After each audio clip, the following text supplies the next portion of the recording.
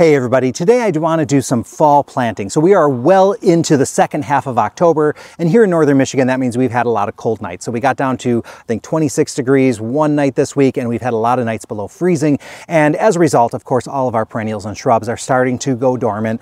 You know, they're losing their leaves, their flowers have turned kind of brown, and they look really rough. And so a lot of people think, oh, well, everything's dying, so we can't go and plant right now. But that's not true with our perennials and shrubs. Even though the cold weather will knock out the stuff above the ground, below ground the roots are still going to continue developing until the ground freezes. So you're safe planting a lot of your perennials and your shrubs and your trees right now. You just have to keep in mind, like the higher zone plants, like we're at the bottom of zone 5. We really consider ourselves a high zone 4.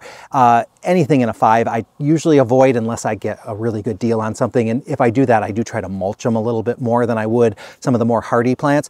So it is okay to plant in most cases. You just want to make sure that the ground isn't too dry. Otherwise, if it's too dry, those roots can't really, they're going to be stressed out and it's going to cause some problems. But before I get any planting done, I am going to need to clear out this row. It's a big mess right now. I do have some shrubs in here. There's a couple perennials tucked in, and you can't even see them because I made a mistake by planting the Clary that I had. It's a Clary Salvia that I had started from seed. I planted in here, and somehow when I was remembering it, I remembered it being more like a foot tall, but in reality this variety gets like 30 to 40 inches tall, so it definitely dwarfed the plants that were in there. So I probably should have paid more attention to the tags, but I don't know, I was working from memory there. But the Clary sage is beautiful. It's a really nice plant, and you can see it gets flowers, but these are not the flowers that you're looking at. This blue and this pink, those are actually the leaves, and they will turn color. Now normally I think our stems would have more color on them, except that the first week in September, we started getting a really kind of severe drought with high temperatures and high winds, which was a recipe for disaster because we had not been giving these rows any supplemental water in June, July, August. But suddenly we got into September and we had unusually dry, hot, windy conditions, and these rows just had dried out on us and we weren't paying attention to them. So the plants got a little bit of stress, and it shows in most of the plants, but they kind of still made it through. Like things didn't really die on me, so that's good. But I think that this Clary Salvia would have looked a lot better. Now to clear this out, I have a couple options. I could do what they call chop and drop, where you just cut the stems and then you just lay the stems and the plant down and you let it compost it all by itself over the winter. And you only do that if the plant has been healthy. So if it had bugs or if it had any kind of disease, you don't want to do that. You want to take it someplace out away from your row. But we could do it that way. But because I'm going to be planting in this spot, I'm probably not going to do that because that ends up being a little bit more work trying to plant around all this stuff that I just cut down. So I'm probably going to just remove all these. I haven't decided if I'm going to just do a cut type of thing or if I'm going to actually pull them out of the ground. We'll see. I'll get started and we'll see how it goes. And I'll tell you exactly what I'll be putting here in just a minute. Okay, so for these first plants, I'm going to just see what happens if I try to give them a tug. You know what? They pull right out very easily. And you can see even after all this frost, they're still a little bit green, towards the bottom, but it's time for me to get them out of here. So I'm just going to go through and just start pulling anything that's in here and get them all cleaned out so that way I can see what I'm working with here. And I would like to get some of this stuff out of here too. There's a lot of weeds under here that are going to come back next spring. And the Clary sage, it can be a plant that will reseed sometimes, so I'll be on the lookout for that next year to see what happens. But yeah, so I can just get these pulled out for now. I'll go and clean out the other side as well, and we'll kind of give it all a go.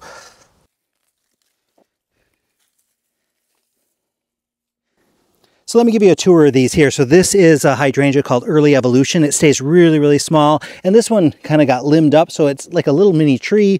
This is an Amsonia called String Theory, and it tends to get nice color in the fall. It's just starting to change.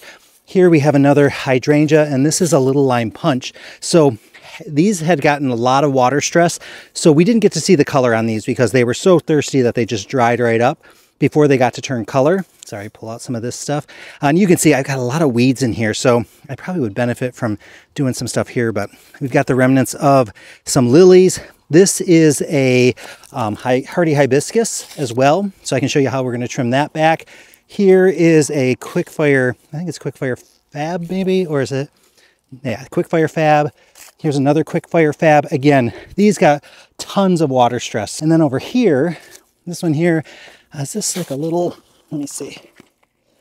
Oh, another quick fire fab. So I have 3 of those in here. This is a Baptisia. I just love this shrub.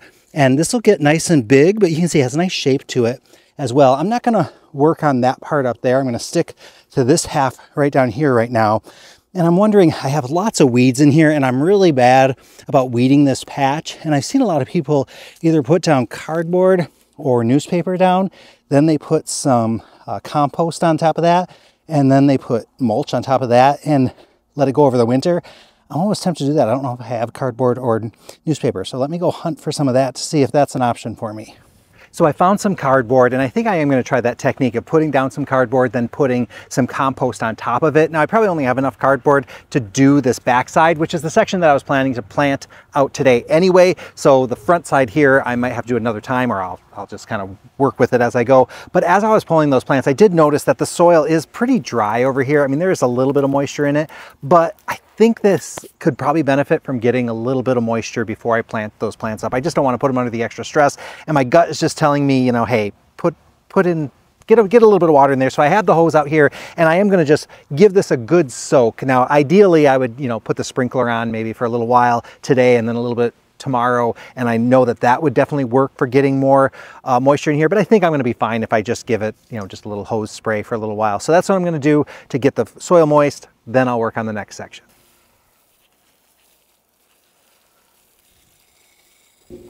So I've been spraying this water very gradually over the last 15 minutes or so, and I'm noticing, especially here at the top of the hill, if I dig in and I look at how much the water's penetrated, it's kind of like the first inch or inch and a half, and I feel like I want more water than that. So I think I'm going to just run the sprinkler for a little while on this. Now, normally when I plant in the fall, I never do this, but I just have this gut feeling that it's been so dry in September and October that I really want my plants to be able to go to bed happy. Now, I do not want to oversaturate this where it's all mucky and wet, so I have to be careful down towards the bottom of the hill because in the springtime that tends to be pretty wet.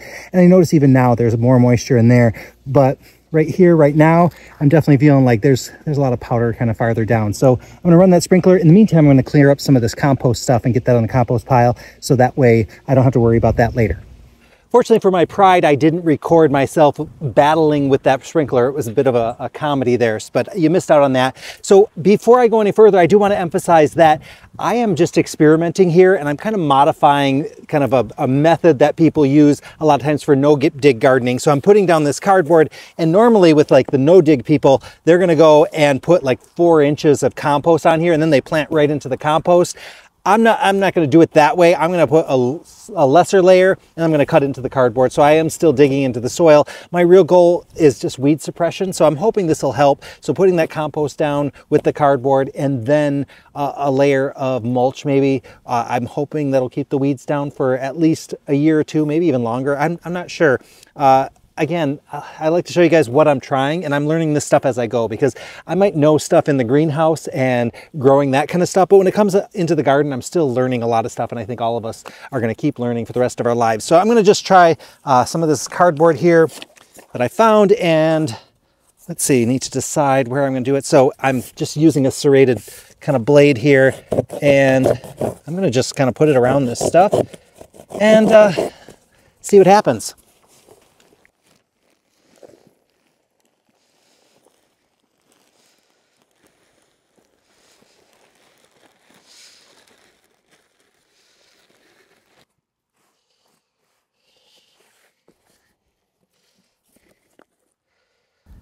Before I go any further, I think it's a good idea for me to trim these plants back because as I put this compost down, it's going to get a little messier. So with my hydrangeas, I've done a couple videos on how to trim back hydrangeas, but I'll show you once more.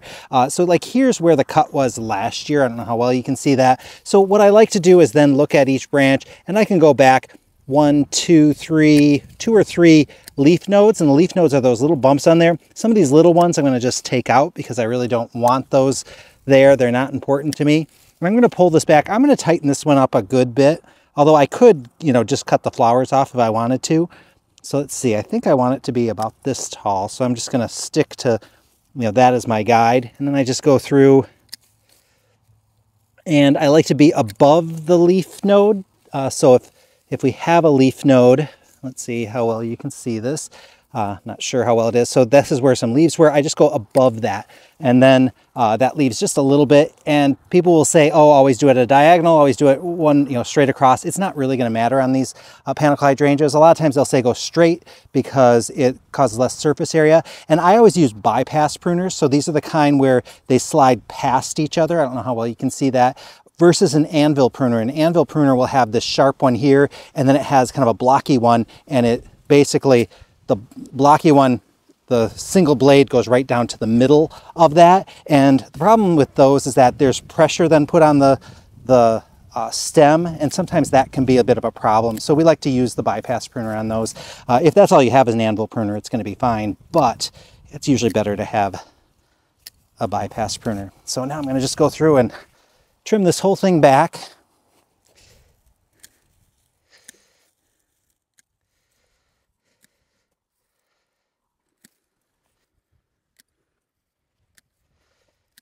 So when I'm pruning, I'll usually make sure that the ones on the outside, sometimes I let them be a little shorter, ones on the inside a little bit longer, kind of varies. I also look for branches that I think are going to start crossing. So, not sure you can see this here. Maybe if I move the camera a little bit. Let's see, I hope you can see this. Like this branch here is going to start rubbing up against this one, so I don't want that to be happening. So I'm actually going to remove this one, and I'll probably just remove this one as well, because I don't think I need to keep those in there. And then I'm just going to look around a little bit more. I'm worried about this branch here. And there's some happening going down here, so we'll get this one out of there. Fortunately, Panicle hydrangeas are very, very forgiving, so if you prune them wrong, they still tend to bounce back and they're just fine. Now with this Asiatic lily, that's all I'm going to do is just cut it off here, and then next year I'll do this. A lot of times, you know, they'll kind of break off if you give them a little pressure, but sometimes that can break the root, so I don't usually do them that way. And we're going to go over here. This is a Summerific hardy hibiscus, and I usually just trim these off at about 6 inches. And then in the springtime, I usually go back in and I get them even closer. And you could cut them right back, so you can see where they were cut last year. I could cut them back that far, but sometimes water can get inside of those and they can freeze it and get down to the roots, and it can cause the plant to struggle a little bit. So I'm gonna just take these down, because these Summerific hydrangeas, they come back and they only, like all of this will die, and everything that shows up next year will be completely new. So that you just get down to the sticks. Again, if I went down to here, it's not going to really hurt the plant. There just is that little bit of risk of a freeze happening there, but we don't usually have that much of a problem with that. So I'll take this one down as well, and this is one that really struggled without any water. We really needed to give it water earlier, and some of these small branches I'm going to just take away. And again, I'm just picking a spot, and when you have more than one hydrangea, sometimes it's nice to trim one way and one another way, and then see how you feel about how the plants come back the following year. So I'm just going to go through.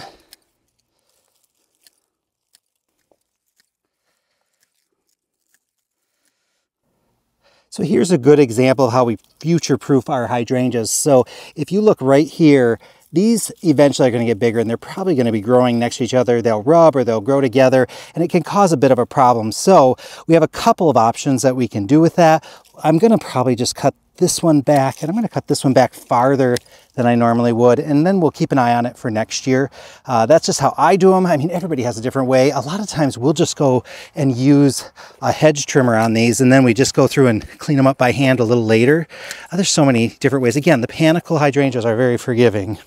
I am so glad I cleaned out this area and put down this compost, because it has completely changed how I want to approach this. Because originally I was just thinking, oh, I'm just going to stick a little bit of Veronica along the back row just as a backdrop. And now that I've got this all cleaned up and it looks so nice and tidy, I can better see the shape of these shrubs and these perennials. And it definitely has changed where I want to put things. I kind of feel like there's some areas that could use this Veronica better. And so that's a really positive thing for me. The only problem is it is starting to look like a proper garden bed. And this is supposed to be my test fun area. And when you say garden bed, it suddenly becomes a little more formal. So I've got to just keep that pressure out of my head, and I'm just going to keep planting it so that it's fun. And I just keep putting stuff in and taking stuff out as necessary. But as far as this Veronica goes, we got this in, I think it was last season, or maybe it was the season before, as quartz. And then we just kept bumping it up to a bigger size. And now it's in a gallon. It's absolutely huge. And we're also starting to notice on some of them, we're getting like a hole in the middle. And that, you know, it might not be such a problem if it was in the yard, but in these pots, it definitely does that. So I think I'm going to divide this before I plant it, just so that I think the plant's going to do a little better. And also I have a feeling it'll be nice to be able to have that extra space. So I'm going to show you what I was thinking for how I'm going to plant these. And this is the Magic Show Pink Potion Veronica. And it's a really nice variety. And Veronica isn't always my first choice for putting in my landscape because, as you might have learned about me, I do like really low maintenance. And although this is easy to grow and quite low maintenance, it does benefit from shearing back the blooms after they're finished. And then you'll get another flush actually quite quickly on this variety. So it does benefit from that cutting back, and sometimes I'm a little lax in getting out here and doing that. So it kind of, if you don't cut it back, it'll still rebloom, but it won't get that flush of blooms. It's usually more sporadic. At least that's what I found with these. So it's a good idea to cut them back after they're done blooming and then enjoy another round. And sometimes you can get several cycles of blooms out of these. So it's a nice one to have. So let me show you what I'm going to do, and then I'm going to show you how I divide them and how I plant them. It's just so nice to see how like this Baptisia has this beautiful shape, and it's just growing and getting nice and big, and it's going to get bigger as we go. And my thought originally was just along the back border to have a line of Veronica, but then I realized when I get down here, sorry, you're going to be seeing some of my shadow here, it kind of gets a little bit lost. And I just love also the shape of this Amsonia. So it just really, you know, is nice looking. And I think what I really want to do is I want to start in this area here, and behind this Summerific, I want to put some Veronica first, see how many I have, and, you know, just get a nice drift of that going. And then if I have more, I can continue them or stick them kind of in different spots in here just to see how they work. But I think I'm going to just kind of base it on that, because the Summerific does get pretty big, but in the early part of the season, there isn't much going on. It stays pretty low, and then it quickly starts growing. So I think a little Veronica in the background is going to be kind of nice. So let me show you how I divide those Veronica. Okay, so we're going to release this one from its pot. So sometimes you got to do a little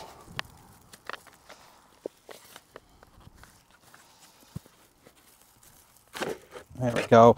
Yeah, this is really getting lots of roots in here. So now I'm just going to kind of pull this back. And when I look at it, it looks like I could cut it right down the middle. So I'm seeing kind of a natural split there. So I'm just going to go in.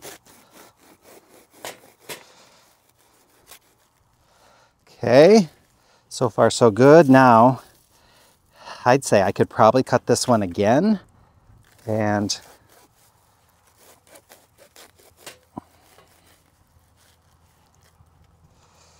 okay, and this one easily one more time.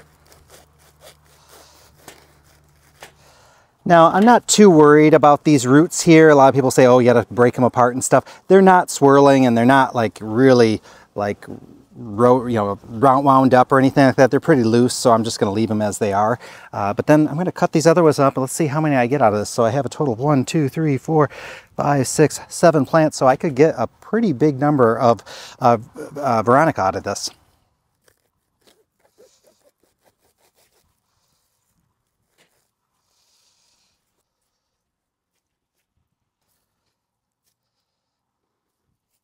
So I ended up with 22 plants out of those that I started with. And I really do, after looking at for the health of the plant, I think it really is going to improve these plants when I put them in there. I'm really worried that if I would have put them in as they were, there was a lot of dead spots in the middle and it wouldn't have looked as good. So I feel like by doing this division, it's going to be beneficial for this. And what I'm going to do is maybe plant them a little closer together. So I'm going to maybe pack them in a little tighter than I normally would, but because I have these extras, I feel like I can do that, and I'll fill in the space a little better. And if you look really close at these, you can see all the little sprouts that are going on in there, and that's why this one propagates the way it does, because it'll, you know, just kind of whatever area or clump it's in, it'll continue to produce more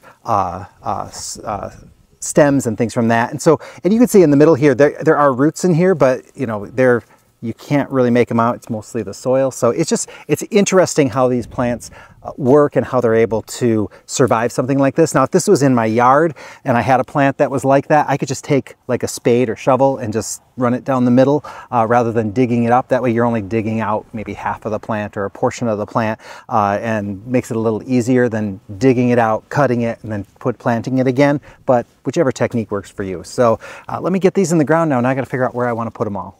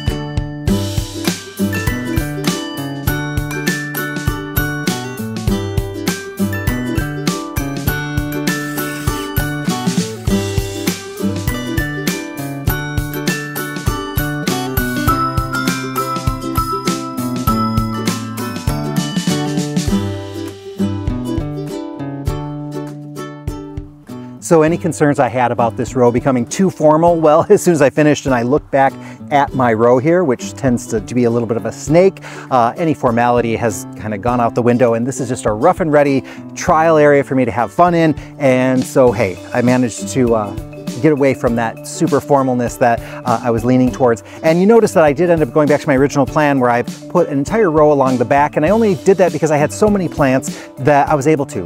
And originally I was thinking, oh, I'm gonna have maybe 7 or 10 plants that I could work with.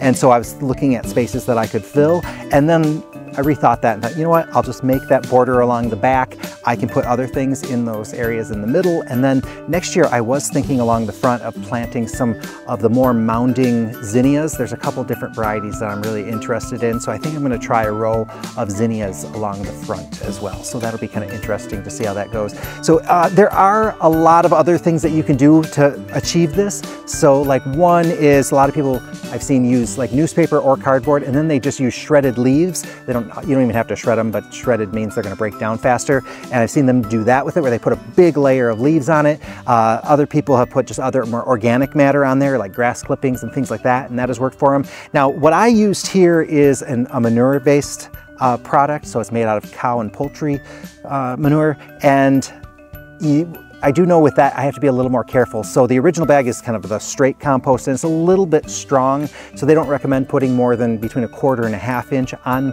this to amend your soil. The other one that I used was milder, so then I kind of mixed the two just because I didn't want to overdo it. And I had bagged compost, so that's what I used, but if I had other things, I probably would have gone with that as well.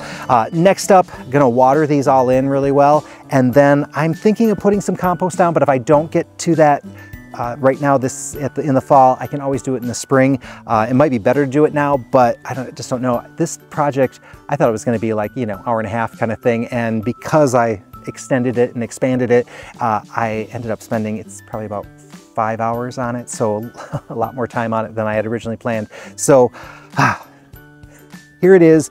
Thank you guys for watching, and I'll talk to you guys all very, very soon in the next video.